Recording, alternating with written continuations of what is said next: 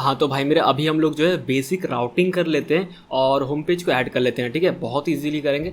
तो राउटिंग बहुत ही सिंपल है, main.jsx में जाते हैं और यहाँ पे राउटिंग कर लेते हैं, ठीक है।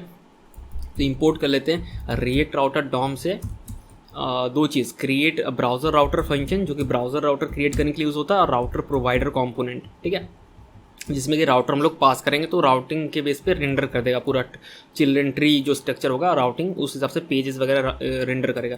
तो एक वेरिएबल बनाते हैं कॉन्स्ट राउटर, जिसमें कि हम लोग राउटिंग क्रिएट करने वाले, तो क्रिएट ब्राउजर राउटर फंक्शन को कॉल करते हैं, इसमें एक एरे पास करते हैं, ठीक है। लेकिन उससे पहले कुछ फाइल्स हम लोग क्रिएट कर लेते हैं। सोर्स फोल्डर में राइट क्लिक करना है और राउट्स बोल के एक फोल्डर बनाना है, ठीक है, जिसमें कि हमारा सारा पेजेस स्टोर होगा। सबसे पहले एक लेआउट फाइल जो कि मेरा हर यूट्यूब के हर एक प्रोजेक्ट में आपको दिखता होगा। बेसिकली लेआउट फाइल में हम लोग कुछ कॉमन चीज़ रखते हैं जो कि हर एक पेज पे रिपीट होगा। ऐसा नेविगेशन बार हो सकता है, फुटर हो सकता है, साइड बार हो सकता है, कॉपीराइट टेक्स्ट हो सकता है, हेडर हो सकता है, ठीक है। कुछ कुछ चीज़ जो कॉमन होगा, जैसे लेआउट होता है ना, कंटेनर वगैरह कुछ कॉमन हो जो कि हर एक पेज पर हमें नहीं लिखना पड़े। तो यहाँ पे लिखते हैं RFC और टैब प्रेस करते हैं, ये आ गया बेसिक स्निपेट, एल कैपिटल रखते हैं, लेआउट, ठीक है, हो गया। रिएक्ट का इंपोर्ट को यहाँ से डिलीट कर देते हैं और यहाँ पे दो तीन चीज़ इंपोर्ट कर लेते हैं। कंटेनर, तो MUI जॉय से यहाँ पे जो है कंटेनर कंपोनेंट इंपोर्ट कर लेते हैं, और दूसरा जो है आउटलेट कंपोनेंट, ठीक है, रिएक्ट राउटर डॉम से आउटलेट कंपोनेंट, ये रहा। तो यहाँ पे इसको हटाते हैं। अब कंटेनर जो है हर एक पेज पे देना पड़ेगा, इसलिए यहाँ रिपीट ना हो, इसलिए यहाँ पे कंटेनर यूज़ कर ले रहे हैं, और इसके अंदर आउटलेट कंपोनेंट। अब यहाँ पे वही बात है कि यहाँ पे आउटलेट क्यों है बताते हैं, लेकिन उससे पहले यहाँ पे नेविगेशन बार हो सकता था, फुटर हो सकता था, तो वो रिपीट नहीं करेगा हर एक पेज पे, क्योंकि लेआउट ही हर एक जगह बैठा हुआ है। तो लेआउट कॉमन जो चीज़ है हर एक पेज पे वो दिखेगा। तो आउटलेट का ये मतलब होता है कि इसका जो चिल्ड्रन राउट होगा, जैसे होम हो गया, अबाउट हो गया, कॉन्टेक्टस हो गया, या फिर बाकी भी जो पेज होगा, उस पर उसका जो भी मैचिंग राउट का जो भी कंपोनेंट हम लोग असाइन करेंगे वो आउटलेट की जगह पे आके बैठेगा, यानी कंटेनर के अंदर बैठेगा। सिंपल है। तो ये इसको सेव कर देते हैं और एक पेज बनाते हैं होम पेज, जिसका नेम देते हैं होम, या फिर index.js भी दे सकते हैं, बट होम ठीक है, ठीक है। RFC प्रेस करते हैं और होम कैपिटल लेटर से H होगा, और ये होम पेज हो गया। और यहाँ पे जो है main.jsx में जाते हैं, अब इंपोर्ट कर लेते हैं, ठीक है, दोनों राउट को। तो लिखते हैं इंपोर्ट पेजेस, ठीक है, या फिर और राउट्स ऐसा कुछ लिख देते हैं। इंपोर्ट कर लेते हैं ./routes से /layout, और फिर इंपोर्ट ./routes से /home, ठीक है, ये हो गया। उससे पहले क्या करते हैं, इंस्टॉलेशन पेज पे जाते हैं और यहाँ पर ये फॉन्ट का इंपोर्ट है, इसको कॉपी करके यहाँ पेस्ट कर देते हैं, लिखते हैं कमेंट देके इंपोर्ट फॉन्ट, ठीक है, ये हो गया। और राउटिंग पे क्या करते हैं, यहाँ पर करली ब्रेसेस देते हैं पाथ होम पेज पे। अब होम पेज नहीं दिखाएंगे, होम पेज पे हम लोग एलिमेंट में दिखाएंगे लेआउट। क्यों? क्योंकि वही है ना, लेआउट जैसे बोले ना, हर एक प्रोजेक्ट में मेरा ऐसा होता है कि लेआउट में कॉमन कोड रखते हैं, इसीलिए लेआउट दिखाएंगे, ठीक है। अब इसका चिल्ड्रन सेट करते हैं। अब होम पेज पे जब लेआउट दिखा रहे तो होम पेज कहाँ, मतलब होम पेज फिर कहाँ दिखाएंगे, ठीक है, क्योंकि स्लैश का मतलब होम पेज होता है, और होम पेज पे लेआउट दिखा रहे तो फिर होम पेज पे जब लेआउट दिखा रहे तो होम पेज कहाँ पे दिखाएंगे। तो बाय डिफ़ॉल्ट एक फीचर है चिल्ड्रन में, इस तरीके से पहले देंगे कि होम पेज का जो चाइल्ड होगा, बाय डिफ़ॉल्ट एक चाइल्ड आप इंडेक्स ट्रू कर सकते हो, यानी बाय डिफ़ॉल्ट क्या रेंडर होगा, ठीक है, क्योंकि लेआउट तो कुछ खुद में कुछ नहीं है, उसमें तो बस बेसिक कुछ चीज़ है, बाकी तो इसलिए इंडेक्स राउट ट्रू कर देंगे, इंडेक्स ट्रू, और एलिमेंट दे देंगे होम कंपोनेंट। तो यानी बाय डिफ़ॉल्ट होम पेज पे लेआउट तो दिखेगा लेकिन होम पेज भी दिखेगा, ठीक है, और एक ही हो सकता है। अब इसको सेव करते हैं और यहाँ पे जो है इसके जगह पे राउटर प्रोवाइडर देते हैं, और यहाँ पे देंगे राउटर में इक्वल्स टू राउटर, ठीक है। इसको सेव करते हैं और ब्राउज़र में चल के देखते हैं, कुछ इस तरीके से दिख रहा है, ठीक है। होम पेज पे यहाँ पे हम लोग टाइपोग्राफी कंपोनेंट दे सकते हैं, और यहाँ पे देते हैं होम पेज फ़िलहाल के लिए, और यहाँ पे जो है लेवल देते हैं H1, ठीक है।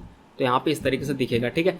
तो ये हमारा बेसिक हो गया। अब क्या करते हैं, होम पेज का जो कोड होगा काफ़ी स्टैटिक कोड है, अब उसको ना एक एक लाइन करके मतलब कॉपी पेस्ट करने या लिखना छापने टाइप से। तो इससे अच्छा है कि यहाँ से कॉपी पेस्ट, मतलब मैंने डाल दिया जिस्ट का जो लिंक होगा डिस्क्रिप्शन पे, क्लिक करेंगे ना वही उसी पे आपको मिल जाएगा एकदम नीचे। तो यहाँ से स्टैटिक कोड इसको कॉपी पेस्ट मैं कर दे रहा हूँ और आपको लाइन बाय लाइन समझा दूंगा, ठीक है। इसको टाइप करने का कोई सेंस नहीं बनता ना, मतलब जो लिखे उसी को फिर से टाइप करके, मतलब कॉपी पेस्ट तो अजीब ही लगता है, मतलब समझ रहे हो। तो इसको कॉपी कर लेते हैं, आप पेस्ट कर देते हैं, ठीक है। अब आपको करना क्या है, इसको सेव नहीं करना, मैं बताता हूँ, एक सेकंड रुक जाओ, अभी एक्सप्लेन कर दूंगा, लेकिन उससे पहले रुक जाओ। अभी आपको कुछ फाइल चाहिए होगा जो हीरो इमेज के लिए यूज़ होता है। तो आप ना क्या करो, गूगल पे सर्च करना, ब्राउज़र से स्टोरी सेट सर्च करना, स्टोरी सेट का, और यहाँ पे ना आपको मिल जाएगा बहुत सारा। अगर होम पेज पे जाओगे आपको बहुत सारा इलस्ट्रेशन फ्री में मिल जाएगा, तो आप कोई भी एक डाउनलोड कर लेना। आप कस्टमाइज भी कर सकते हो, जैसे इसको अगर ग्रीन कलर है आप कलर भी चेंज कर सकते हो यहाँ पे, ठीक है, इस तरीके से, ठीक है, कोई भी कलर चेंज कर सकते हो, पूरा एकदम अलग ही, मतलब जो आपको सही लगेगा डाउनलोड कर सकते हो SVG। 2 फाइल आपको डाउनलोड करना है, एक हीरो इमेज डाउनलोड करना है जो आपको अच्छा लगे, दूसरा कुछ सक्सेसफुल के लिए, तो सक्सेस लिख के देखते हैं कुछ भी, जब हमारा सक्सेसफुल सबमिट हो जाएगा ना, यूज़र जब सबमिट करेगा तो उसके लिए कुछ भी, जैसे कोई भी एक छोटा सा अच्छा, ठीक है, जैसे ये है, या फिर कोई ये वाला मैंने डाउनलोड किया था, ये देखो ये वाला है, तो इसका मैंने कलर चेंज कर दिया था ऑरेंज पे। तो आप जो भी रहे एक डाउनलोड कर लेना 2 फाइल। तो मेरे पास ऑलरेडी ओरिजिनल वाला पड़ा हुआ है, तो मैं यहाँ से कॉपी करके पेस्ट कर ले रहा हूँ, ठीक है।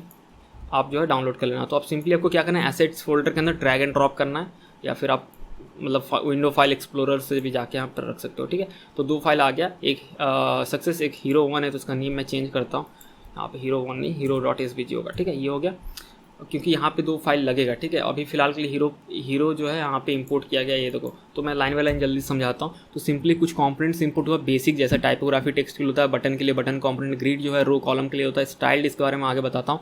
ये किसी भी इनबिल्ट कंपोनेंट को कस्टमाइज करने के लिए होता है, और स्टैक कंटेनर कंपोनेंट जैसा ही होता है, जो कि फ्लेक्सबॉक्स एज ए एक्ट करता है by default. Hero image location से हीरो एज ए मतलब उस इमेज को इंपोर्ट कर लिए, लिंक कंपोनेंट रखें react.dom से इंपोर्ट करके, ताकि बटन का ऐसा लिंक बिहेव करा सके, यानी जब क्लिक करे तो दूसरे पेज पे जाए, ठीक है। अब यहाँ पे 2 स्पेशल चीज़ हो रहा है। यहाँ पे क्या हो रहा है कि हम लोग ना इनबिल्ट कंपोनेंट को कस्टमाइज कर रहे हैं, क्योंकि inbuilt component real life project में यूज़ नहीं होता, उसको कस्टमाइज करके करते हैं। डिपेंड करता है कि आपका डिज़ाइन कैसे बना है फिग्मा वगैरह में, ठीक है। तो कैसे करते हैं, बहुत ही सिंपल है, मैं जल्दी से बताता हूँ अगर आपको ये समझ में नहीं आ रहा है। आपको एक वेरिएबल बनाना है, ठीक है, और क्योंकि वो एज ए कंपोनेंट एक्ट करेगा तो उसका नेम कैपिटल देना होगा। जैसे यहाँ पे देते हैं heading1, ठीक है। और आपको क्या करना है, इक्वल्स टू देके स्टाइल्ड फंक्शन को कॉल करना है, और इसके अंदर आपको उस कंपोनेंट का नेम देना है, ये इंपोर्ट कर लेना पहले, जिसको आप कस्टमाइज करना चाहते हो। कुछ भी हो सकता है, बटन हो सकता है, ग्रिड हो सकता है, कुछ भी। तो टेक्स्ट से रिलेटेड टाइपोग्राफी होता है, तो यहाँ पे टाइपोग्राफी इस तरीके से देते हैं, ठीक है। अब आपको क्या करना है, यहाँ पे इस तरह से करली ब्रेसेस मतलब फिर से मतलब इसको कॉल करना है, इसलिए ना कि जब आप स्टाइल्ड फंक्शन में इसको पास करते हैं तो ऑब्वियसली ये कोई फंक्शन का डेफिनेशन रिटर्न करता होगा, तो रिटर्न कर रहा है डेफिनेशन, तो आप फिर क्या करोगे, इसको कॉल करोगे इस तरीके से, और इसमें आप जो है भेज दोगे करली ब्रेसेस देके आप अपना जो भी प्रॉपर्टी वगैरह है, जैसे ये सारा कुछ है ना, CSS का प्रॉपर्टी वगैरह यहाँ पे आप पेस्ट कर सकते हो। मान लो कुछ इस तरीके से, मैं रैंडम बस दिखा रहा हूँ डेमो पर्पस के लिए। तो ये आपका बन गया। आप जैसे आप heading1 as a component use कर सकते हो, जैसे टाइपोग्राफी यूज़ कर सकते थे, ठीक है। जैसे हीरो हेडिंग है तो हमने यहाँ पे हीरो हेडिंग यूज़ किया, और बेसिकली उसी तरीके से, ठीक है, क्लीन लगता है। अब आपको और भी डीपली कस्टमाइजेशन करनी है, यानी आपको थीम चाहिए, नहीं theme.plate.color, आप डिफॉल्ट थीम ऑब्जेक्ट चेक कर सकते हो, इसका मिल जाएगा ऑफिशियल वेबसाइट पे। तो ये कलर यूज़ किया न्यूट्रल यानी ग्रे कलर का होता है, और 800 यानी शेड्स होता है बहुत सारा, तो 800 शेड। तो आपको डॉक्यूमेंटेशन में मिल जाएगा पूरा कलर प्लेट, ठीक है, यानी पूरा थीम मिल जाएगा। तो आप थीम और भी डीपली कस्टमाइज करने के लिए, मान लो ये आपसे नहीं काम चल रहा है, ठीक है, आप और भी डीपली कस्टमाइजेशन करना चाहते हो, तो सिंपली आपको ये सिग्नेचर में लिखना पड़ेगा, ठीक है। मतलब कि अगर इसको यहाँ से कट कर लेते हैं, और यहाँ पे जो है आपको देना पड़ेगा एक फंक्शन, इसके अंदर और कॉल करना पड़ेगा, जिसमें कि ऑब्जेक्ट आता है, तो उसमें बहुत कुछ होता है, तो उसमें से थीम को डिस्ट्रक्चरिंग कर लेना, और फिर आपको रिटर्न करना इस तरीके से। ये थोड़ा डीप लेवल का हो जाएगा कस्टमाइजेशन। मान लो कुछ चाहिए, जैसे कि मान लो फॉन्ट वेट चाहिए, या फिर शैडो देना है, ठीक है, तो आप थीम ऑब्जेक्ट से एक्सेस करके सारा कुछ कर सकते हो। तो आपको मिल जाएगा ऑफिशियल वेबसाइट पे, इसका डिफ़ॉल्ट थीम मिल जाता है। देखो अगर डिफ़ॉल्ट थीम में ये डिफ़ॉल्ट थीम व्यूअर, ये देखो सारा कुछ यहाँ पे मिल जाएगा आपको, ठीक है। तो आप इन सब का भी यूज़ कर सकते हो, जैसे कलर स्कीमाज है, जैसे फॉन्ट वेट देना है, ठीक है, मान के चलो फॉन्ट वेट देना है, ये सारा कुछ है, ठीक है। तो आप यहाँ पे लिख सकते हो थीम डॉट क्या था भाई, थीम डॉट फॉन्ट वेट, ठीक है, फॉन्ट वेट डॉट SMELG, इस तरीके से दे सकते हो। और आपको उसका वैल्यू पता है कितना है, जैसे आपको एक्स्ट्रा लार्ज देना है यानी 700 जो लिखते हैं, तो आप इसको थोड़ा और डीपली कस्टमाइज कर सकते हो। तो होप कि आपको समझ में आ गया होगा।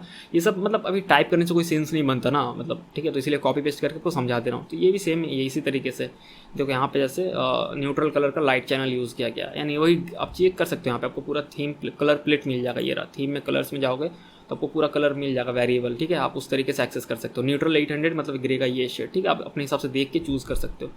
तो ये सब चीज़ मतलब वीडियो में टाइप करने से कोई सेंस नहीं बनता। ऑब्वियसली आपको लगेगा आप सीख रहे हो, बट ऐसा कुछ नहीं होता, आप नहीं सीख रहे होते, आप बस कॉपी मतलब लिख रहे होते, टाइप कर रहे होते, आप सीख नहीं रहे होते। क्योंकि भाई सीखोगे तब जब आप खुद से कोड करोगे, मतलब खुद से, मतलब कि जब डॉक्यूमेंटेशन पढ़ के देख के, मतलब हाँ ये सही लग रहा, नहीं भाई ये कलर सही नहीं लग रहा। अब तो मैं तो मतलब मैंने जो बनाया तो भाई वही कलर मैं यहाँ पे दे दिया, ठीक है, लेकिन एक्चुअल में ऐसा नहीं होता रियल लाइफ में। मतलब आपको अगर सीखना है तो भाई आपको डॉक्यूमेंटेशन ओपन करना पड़ेगा, एक्सपेरिमेंट करना पड़ेगा, लेकिन ये कलर ज़्यादा मतलब डार्क लग रहा है या फिर ये कलर ज़्यादा लाइट लग रहा है, ठीक है, इस तरीके से आपको टेस्ट करना पड़ेगा। तो इसलिए मैं सोचा यार ये बकवास है कि एक एक लाइन को टाइप करो, ये सब का स्टैटिक चीज़ का टाइप करने का कोई सेंस नहीं बनता, इससे टाइम वेस्ट होता है, ठीक है। आपको लगेगा, आपको फील होगा, क्योंकि आप साथ में कोडिंग कर रहे हैं, टाइप कर रहे हैं तो आपको लगेगा सीख रहे हैं, बस आपको फील होगा 5 मिनट बाद भूल जाएंगे आप। 5 मिनट बाद वीडियो को पॉज करके फिर से दिक्कत मतलब कोशिश करो, आपको कुछ भी याद नहीं आएगा, तो फिर वो आप याद कर रहे थे, तब सीख नहीं रहे थे, ठीक है। तो जो मेन टेक्निक है वो आपको सिखाएंगे, ठीक है, जो अभी आगे आने वाला टेबल से रिलेटेड, वहाँ पर हम एक लाइन लिखेंगे, एक वर्ड लिखेंगे, लेकिन यहाँ पे कोई सेंस नहीं बनता। ये ग्रिड है, ठीक है, ग्रिड में भाई 6 का कॉलम में 2 बांट दिए, एक में भाई इमेज दिखाएं, ये देखो इमेज दिखाएं, और एक में जो है बेसिक कंटेंट वगैरह दिखाएं, ठीक है। इसको सेव करते हैं, चलो देखते हैं भाई, बहुत बातचीत हो गया। ये देखो कुछ इस तरीके से दिखेगा। अब यहाँ पे देखो भाई स्क्रॉल बार आ गया, इसको तो फिक्स करेंगे। फिलहाल के देखो यहाँ पे बहुत सा साइड में स्पेस आया, ठीक है, इसलिए ना कि कंटेनर में by default max weight set होता है, तो इसका मैक्स वेट बहुत सारा होता है, तो मैक्स वेट एक्स्ट्रा लार्ज करते हैं, तो अब ना क्या होगा, ये स्पेस यहाँ से छोड़ेगा और थोड़ा ज़्यादा स्पेस देगा इसको, ये देखो, ठीक है। लेकिन बात ये है कि भाई यहाँ पे जो है फिर भी स्क्रॉल बार ऐड हो रहा है तो अलग है। यहाँ पे देखते हैं क्या सीन है भाई, प्रॉब्लम क्या हो गया। यहाँ पे जो है यहाँ पे भाई ये 100 VH ले रहा था। देखते हैं पैडिंग 5, क्या पैडिंग की वजह से हो रहा है क्या, मेरे को 1 सेकंड चेक करते हैं इसमें।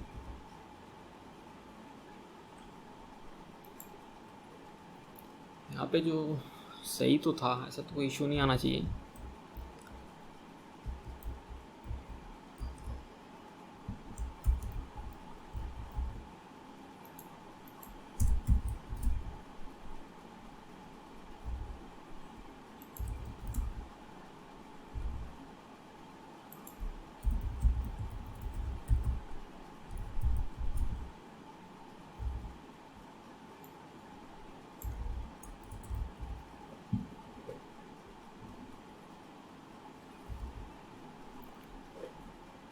अच्छा भाई रुको, अभी याद है क्यों स्क्रॉल बार आ रहा है, मैं बताता हूँ अभी याद आया मेरे को। याद इसलिए आया कि भाई कोडिंग करते करते दिमाग में कुछ चीज़ बैठा हुआ रहता है। देखो बॉडी में देख रहे हो थोड़ा मार्जिन ले रहा है, तो क्या करेंगे, बॉडी का मार्जिन 0 कर देंगे, बिल्कुल नहीं, मैं बताता हूँ समझ में आ गया। ये देखो बॉडी में दिख रहा होगा आपको, ऑरेंज दिख रहा होगा यहाँ पे, ठीक है, तो उसके वजह से ऐसा हो रहा है। तो हम लोग को ना रीसेट करना पड़ता है। CSS बहुत सारा कुछ का ना मार्जिन पैडिंग बाय डिफॉल्ट रहता है, ठीक है, पता ही होगा वो, बेसिक आप चेक करेंगे, बहुत सारा कुछ का मतलब बाय डिफॉल्ट होता है ना, मतलब ब्राउजर से ही वो स्टाइल सेट होता है, तो इसके लिए हम लोग रीसेट करते हैं, ठीक है, वो चीज़ मैं भूल ही गया था।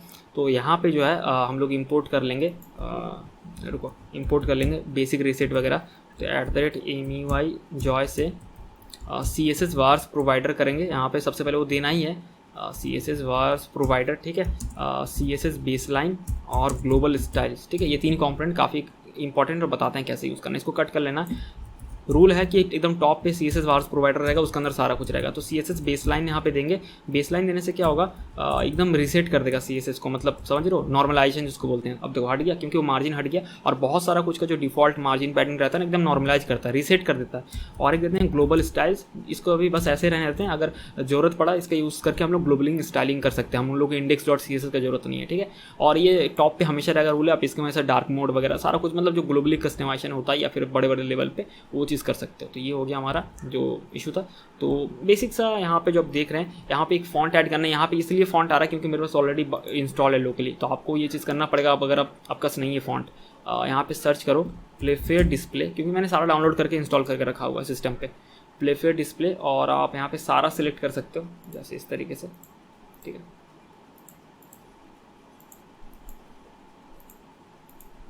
ऐसा सारा लगेगा नहीं, लेकिन भाई मतलब पैसा थोड़ी लग रहा है भाई, सारा सिलेक्ट कर लोगे तो तुम। यहाँ इसको कॉपी कर लो, वापस जाओ प्रोजेक्ट में, कीबोर्ड से Ctrl+B प्रेस करो, index.html ओपन करो और टाइटल के ऊपर या नीचे कहीं पर भी पेस्ट कर दो, हो गया काम, ठीक है। तो यहाँ पे ये हो गया। हो सकता है तुम्हारे यहाँ पे नहीं दिख रहा होगा फॉन्ट या फिर ऐसा कुछ जो भी है, लेकिन अब दिखेगा, ठीक है।